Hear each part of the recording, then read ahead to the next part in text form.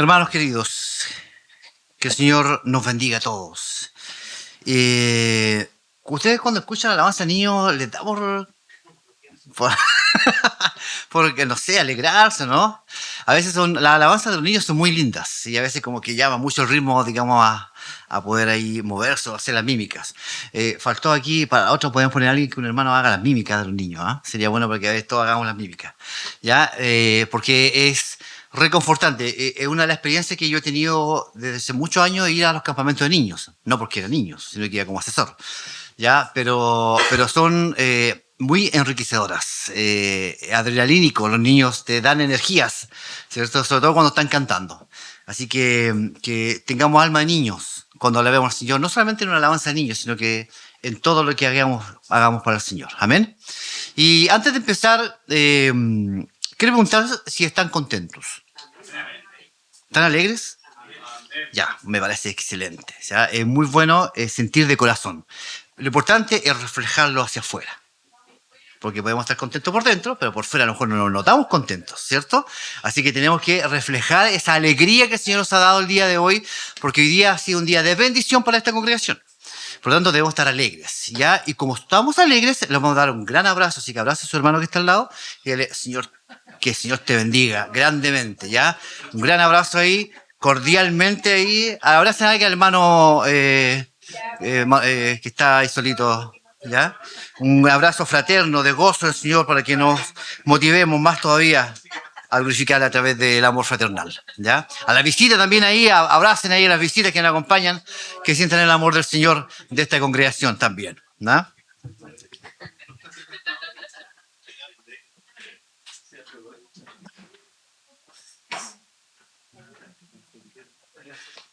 Muy bien, muy bien. ¿Cómo se sintieron? ¿Bien? Qué bueno, qué bueno. Bien, hermanos queridos, la palabra del Señor el día de hoy está basada en dos textos bíblicos. Y vamos a ir terminando ya una serie de mensajes que tienen que ver con la pregunta, ¿quién es Jesús? ¿Quién será Jesús? Creo que a través de las Escrituras se ha respondido eso en domingos anteriores. El día de hoy vamos a terminar esta serie de mensajes porque vamos a empezar una nueva serie de mensajes que tiene relación con algo que es importante para la iglesia y que quizás en algún momento determinado ustedes ya lo han escuchado o lo han leído, ¿cierto? Tanto en la escritura o algún documento o algún artículo que tiene que ver con la mayordomía cristiana.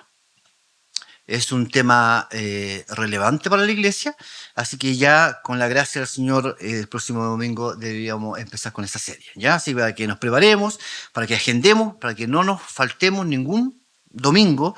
Una, no solamente porque vamos a escuchar la palabra del Señor, sino que el domingo es el día del Señor y hay que apartarlo para Él. Cualquier actividad que usted tenga que no sea obligatoria o sea de fuerza mayor, tiene que venir y congregarse como hijo del Señor. El Señor nos demanda eso. No por si usted quiere o puede o le da la gana. No, usted tiene que congregarse. Así que aparte el día domingo para venir a escuchar la palabra del Señor y obviamente tener comunión con sus hermanos. Entonces, hay dos textos bíblicos el día de hoy, que está en Juan, efectivamente ahí dice Juan 8 del 12 al 20, y el otro texto bíblico es Mateo 5 del 14 al 16. Vamos a ver estos dos textos bíblicos a la luz, valga la redundancia, del texto que nos enseña acerca de la luz que es Cristo. ¿Ya? Así que dice así la palabra del Señor. En otra ocasión Jesús dijo, yo soy la luz del mundo, el que me sigue no andará en tinieblas, sino que tendrá la luz de la vida. Entonces los fariseos le dijeron, tú das testimonio acerca de ti mismo, tu testimonio no es verdadero. Jesús le respondió, aunque yo doy testimonio acerca de mí mismo, mi testimonio es verdadero, porque sé de dónde he venido y a dónde voy, pero ustedes no saben de dónde vengo ni a dónde voy. Ustedes juzgan según criterios humanos, yo no juzgo a nadie. Y si acaso juzgo, mi juicio es verdadero, porque no soy yo, sino el Padre que me envió y yo. En la ley de ustedes está escrito que el testimonio de dos hombres es verdadero. Yo soy quien da testimonio de mí mismo, y el Padre que me envió da testimonio de mí. Ellos le dijeron, ¿y dónde está tu padre? Jesús respondió, ustedes no me conocen a mí, ni tampoco conocen a mi Padre. Si me conocieran a mí, también conocerían a mi Padre. Jesús pronunció estas palabras en el lugar de las ofrendas, cuando enseñaba en el templo, y nadie lo aprendió, porque aún no había llegado su hora. ¿Y el texto de Mateo? ¿Está? ¿Sí? Excelente. Ahí viene. Dice Mateo 5, del 14 al 16. Ustedes son la luz del mundo. Una ciudad asentada sobre un monte no se puede esconder. Tampoco se enciende una lámpara y se pone debajo de un cajón, sino sobre el candelero, para que alumbre a todos los que están en casa. De la misma manera que la luz de ustedes alumbre delante de todos, para que todos vean sus buenas obras y glorifiquen a su Padre que está en los cielos. Amén. Hermanos amados, vivimos en un mundo que presume tener mucha luz. ¿Luz en qué? Luz en la tecnología, en los avances, ¿cierto? Que eso nos lleva a un camino, ¿cierto?, de tecnología y de avance en todos los sentidos, en la medicina, ¿cierto?, en la educación, en muchas cosas, ¿cierto? Muchos efectivamente hablan acerca de esta luz del conocimiento, ¿cierto? Esta luz que tiene que ver con la capacidad humana de poder hacer cosas. Y ciertamente es verdad. Sin embargo, mientras más el hombre, ¿cierto?, busca esa luz o entiende que o piensa que todo viene del mismo, mientras más piensa así, ciertamente más se aleja de Dios. El orgullo espiritual, la autosuficiencia, el pecado escondido, familias quebradas, corazones endurecidos y una humanidad que no sabe de dónde viene ni hacia dónde va. La Biblia, la palabra del Señor, ¿cierto?, no presenta la oscuridad solamente como ignorancia, sino como una condición espiritual. El hombre sin Cristo no está simplemente desinformado, sino que está perdido, está ciego y muerto a sus delitos y pecados. Por eso la solución de Dios no es primero darnos academias o grandes estudios, ¿cierto?, o ideas o mejores métodos, sino que está en entender en que quien nos da la luz verdadera es Cristo, que alumbra nuestros corazones y nos guía por el camino hasta que nos llame a su presencia. Todo lo demás es secundario. Lo primero es entender que Dios nos da a Cristo como la luz de nuestra vida en esta tierra hasta que nos llame. En Juan 8, como acabamos de leer, Jesús declara algo terriblemente importante. Dice, yo soy, ¿qué cosa? La luz del mundo. No dice traigo la luz, le voy a dar luz en algún momento determinado, o yo muestro la luz de muchas formas. Él dice yo soy la luz. Él muestra la identidad de quién es Él y cuál es el propósito por el cual el Señor le ha llamado. ¿Cuál es la misión que Él tiene de que aquellos en los cuales Él está predicando puedan ciertamente entender quién es Él y cuál es la misión? Vosotros sois la luz del mundo. Aquí aparece una verdad preciosa. Él es fuente de luz y su pueblo es llamado también a reflejar esa luz. En Juan 8, Jesús habla en un contexto de la fiesta de los tabernáculos. Una fiesta donde ciertamente es una fiesta de luz, donde el pueblo recordaba lo que él había hecho con el pueblo de Israel en un momento determinado cuando lo sacó de Egipto y caminó con ellos por el desierto, donde les guió, donde los encaminó hacia la tierra prometida, pero no fue a ciegas, sino también fue a través de una luz. Siempre estuvo iluminada por la palabra, ¿cierto?, de Jehová en la boca de sus líderes en el camino del desierto, pero ¿qué pasaba en la noche? Había una gran luz, donde también les alumbraba y les guiaba. En este contexto es donde viene aquí Jesús y les habla acerca de la luz que es Él. Interesante, porque Jesús, muy inteligentemente como Dios que es, hace un link con lo que estaba pasando en el contexto y con lo que Él es y con lo que Él ciertamente se estaba manifestando hacia aquellos que le estaban escuchando. Yo soy la luz del mundo, diciendo él, como el cumplimiento de aquello que Dios había prometido en el Antiguo Testamento. Aquel tiempo él había prometido que iba a traer luz, y ahí había llegado ya la luz. Los fariseos ciertamente, ¿qué hicieron? Rechazan esa luz. Empiezan a cuestionar. Pero tú das testimonio de ti mismo, pero no te creemos. Realmente que tú eres el que dices ser. Y él dice que el testimonio de él es verdadero porque él es el Dios. Él sabe de dónde vino y a dónde va. Pero ustedes, le dice Jesús, no saben dónde están parados. ¿Por qué? Porque no tienen la luz de Cristo en su corazón. Porque no han entendido quién soy yo. ¿Profetizado dónde? En el Antiguo Testamento. Y en Mateo, ciertamente ahí se produce también otro contexto que es el Sermón del Monte. Donde después de las bienaventuranzas, él les enseña principios claros para guiar su vida y cómo predicar, ciertamente, el Evangelio. Por lo tanto, hermanos queridos, estos dos textos bíblicos están enlazados unos a otros. Y vamos a buscar, con la dirección del Espíritu Santo en nuestras vidas el día de hoy, y también para luz, aquellas visitas que nos acompañan el día de hoy, a entender quién realmente es Cristo en nuestra vida. Si muchas veces nos hemos olvidado de aquello, o hemos abrazado otras luces, creyendo que son las verdaderas o que nos pueden guiar a tener una buena vida, una mejor vida o tener paz y tranquilidad, si en ese contexto estamos guiándonos por esas luces, bueno, hoy día la palabra del Señor ciertamente a todos nos va a decir que la única luz que puede guiar nuestras vidas, darnos paz, tranquilidad, confianza, esperanza, es Cristo. Amén. Entonces, hermanos queridos, primero, Cristo, la luz del mundo, es la fuente de toda vida y de toda verdad. Cuando nuestro Señor Jesucristo declara esa gran frase, yo soy la luz del mundo, no está pronunciando simplemente una frase hermosa, inspiradora o religiosa. Está revelando su identidad divina, su misión. Yo conozco la luz. ¿Por qué conozco la luz? Porque yo soy la luz misma. Esta es una declaración, hermanos queridos, que vemos al Hijo eterno de Dios, el Verbo hecho carne, aquel en quien resplandece la gloria del Padre, aquel por medio de quien todas las cosas fueron creadas y aquel en quien se encuentra la plenitud de vida y de verdad. Desde una mirada, hermanos, cristológica, Jesús se presenta como la revelación perfecta de Dios. Quien ve a Cristo, ve al Padre.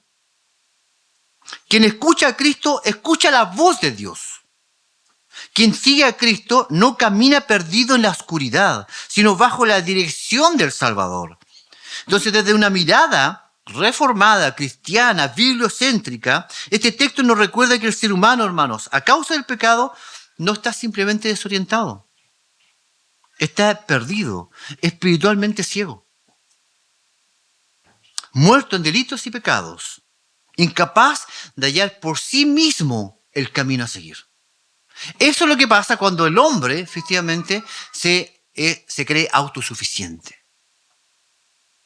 Cristo, por medio de su palabra y de su espíritu, ilumina el entendimiento, quebranta el orgullo, revela el pecado, le concede arrepentimiento y lo lleva a descansar únicamente en la gracia de Dios. Eso es lo que hace Cristo. Eso es lo que hace la luz de Cristo en el corazón. La gloria, hermanos queridos, del Evangelio es que esta luz no permaneció lejos de nosotros, sino que vino al mundo. Cristo entró en nuestra oscuridad, tomó nuestra naturaleza humana, vivió en perfecta obediencia donde nosotros fallamos, hasta el día de hoy. Fue a la cruz cargando nuestros pecados, nuestras tinieblas, nuestra culpa y nuestra condenación, y resucitó victorioso para darnos, ¿qué cosa?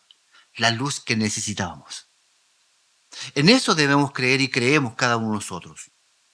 El que me sigue, dice, no andará en tinieblas, sino que tendrá la luz de la vida. Seguir a Cristo, hermanos, no es solo admirarlo, mencionarlo o tener una opinión positiva de Él. Seguir a Cristo es rendirse a su señorío. Y eso nos cuesta un mundo. Rendirnos al señorío de Cristo nos cuesta demasiado, porque estamos o tenemos enraizado en nuestra vida o en nuestro corazón que nosotros podemos hacer las cosas y que nada nos puede mandar. Y someternos a Dios, que nos da parámetros de vida, principios bíblicos para guiar nuestra vida, nos cuesta mucho.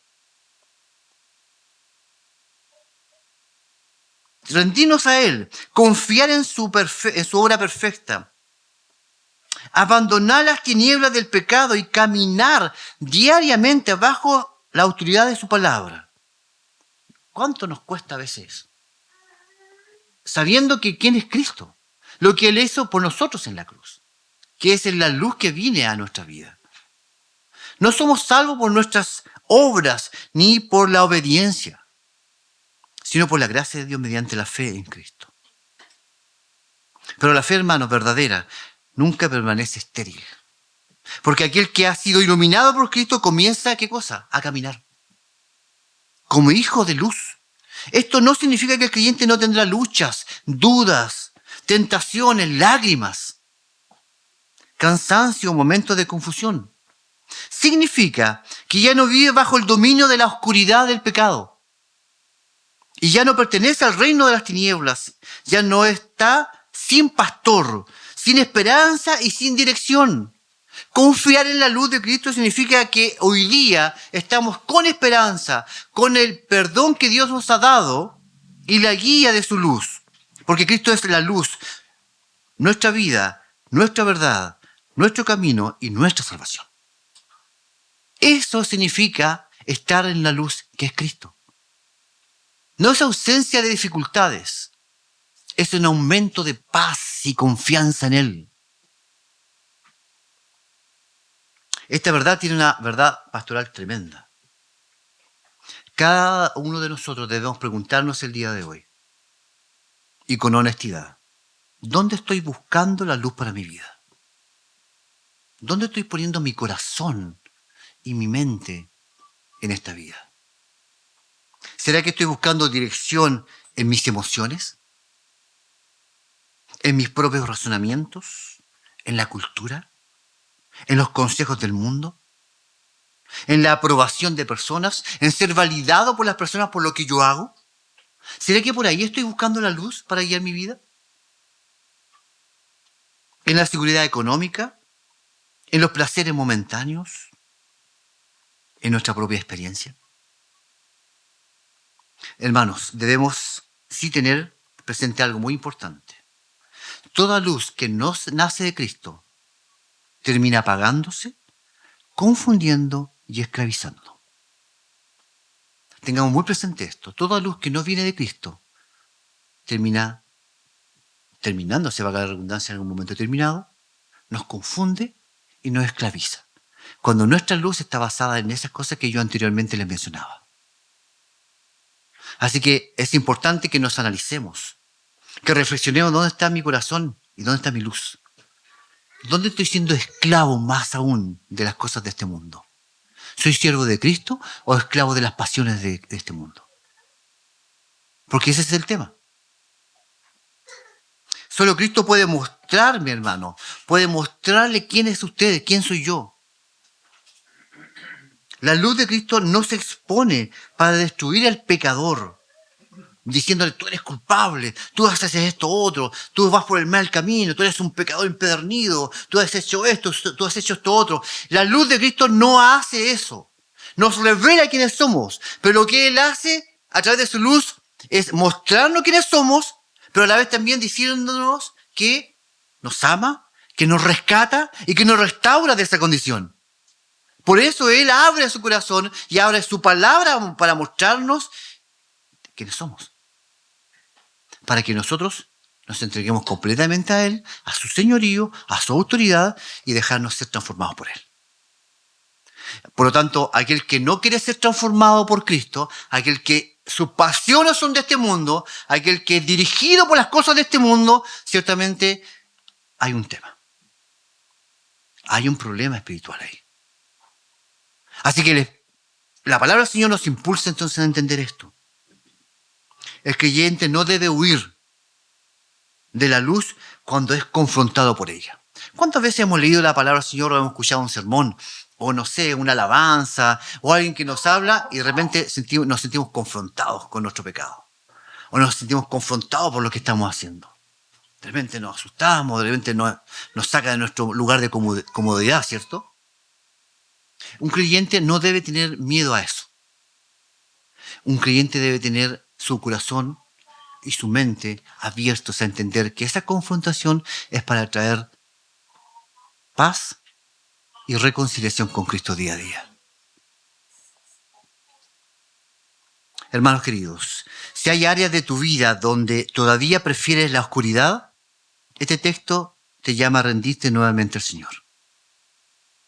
Si hay cansancio espiritual, Cristo sigue siendo la luz que sostiene. Si hay culpa por algo determinado que hayas hecho en el pasado o que estés haciendo ahora, Cristo sigue siendo el Salvador que perdona y que no se acuerda más de los pecados. Los toma y los echa al fondo del mar y no se acuerda nunca más de ellos. Ese es nuestro Dios. Si hay confusión, Cristo sigue siendo la verdad que orienta. Y si hay debilidad, Cristo sigue siendo la vida que fortalece. Hermanos queridos, a la luz de Juan 8, entonces, debemos entender que este tema, este texto, nos llama a entender entonces que la fuente de toda luz, ¿quién es? Cristo. Quien ilumina tu vida es Cristo. Quien te perdona es Cristo. Quien te restaura es Cristo. Quien te guía hacia una vida placentera, de paz, de tranquilidad y de esperanza es Cristo. Él es la fuente de luz. Entonces tomémonos de esa fuente de luz y dejemos de lado cualquier otra cosa que no es luz para nuestras vidas. Pero a la vez también, así como la palabra del Señor nos exhorta a entender quién es Cristo y quién es la fuente de toda luz para nuestra vida, ahora nos hace un desafío. La cosa no es tan fácil.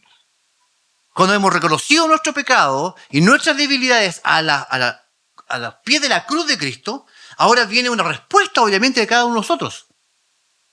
Y esa respuesta, claramente, es entender que la luz recibida nos compromete con algo. Nos compromete con la misión.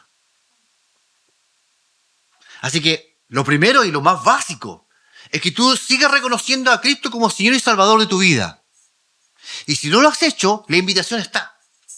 Él es el Señor que cambia y transforma tu corazón y que te da la paz ante situaciones complejas que hoy día puedes estar viviendo, porque Él es el dador de toda paz y de toda esperanza.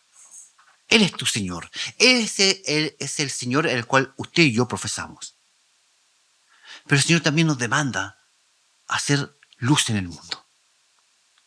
A no quedarnos con esa luz ahí, escondida. No, la luz esa es mía. Como el pueblo de Israel. No, ¿por qué vamos a ir a predicar a aquellas naciones paganas? Si Jehová es nuestro Dios, ¿cierto? Él se manifestó y se reveló al pueblo de Israel. Por lo tanto, es nuestro Dios. Y ahí viene todo el nacionalismo judío de aquel tiempo en el cual no predicaba. Y no cumplía el mandato que había sido hecho a Abraham.